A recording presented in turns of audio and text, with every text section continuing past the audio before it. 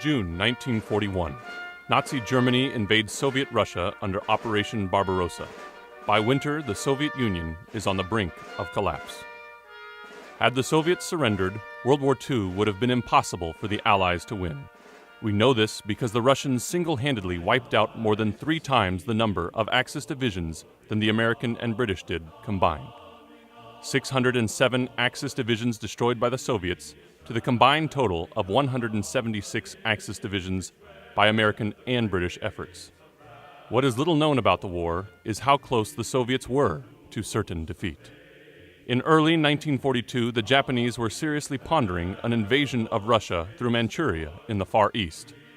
The Japanese army was not notoriously strong, but it would have been enough to finish off the retreating Russians in that early part of the war. But then, an unexpected twist of fate inexorably altered the course of the entire war. On April 18, 1942, 80 men on board 16 B-25 Mitchell bombers, led by Lieutenant Colonel James Doolittle, took off from the USS Hornet and bombed several Japanese cities, including the capital, Tokyo. The raid was not at all strategic. It was merely meant to boost U.S. morale and to send a message to the Japanese. The Americans are coming. Collectively, the men involved in the operation were known as Doolittles Raiders, and their attack was the first time the Japanese mainland had been hit in the war. The bombs did little material damage, but they did result in a tremendous shift for Japanese strategy. Shocked and embarrassed by having their homeland struck, the military leaders of Japan scrapped plans to invade Russia and chose instead to focus on the war in the Pacific, thus entering into a long, drawn-out materials war that they could never win versus the industrial power of the United States.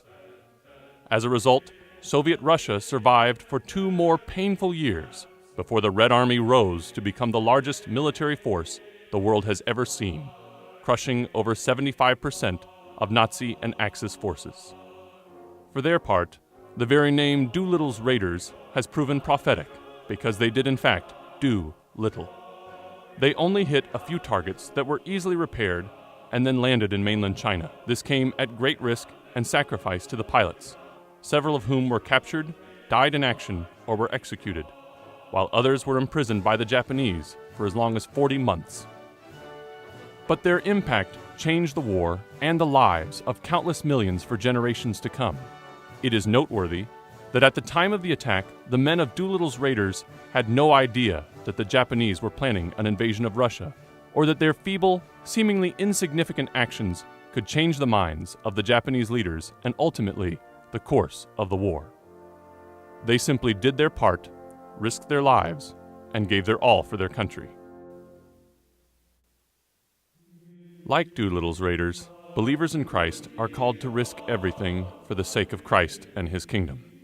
We are not promised success, safety, or even a full explanation for why He has us do what He calls us to.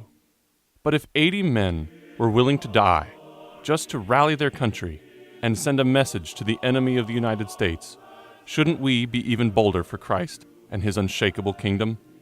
Truth is, we never know what impact our life can have if we give it to Christ. But give it to Him we must. God willing, even if we do little, our little part could result in salvations of millions of people the world over. While God is marching on.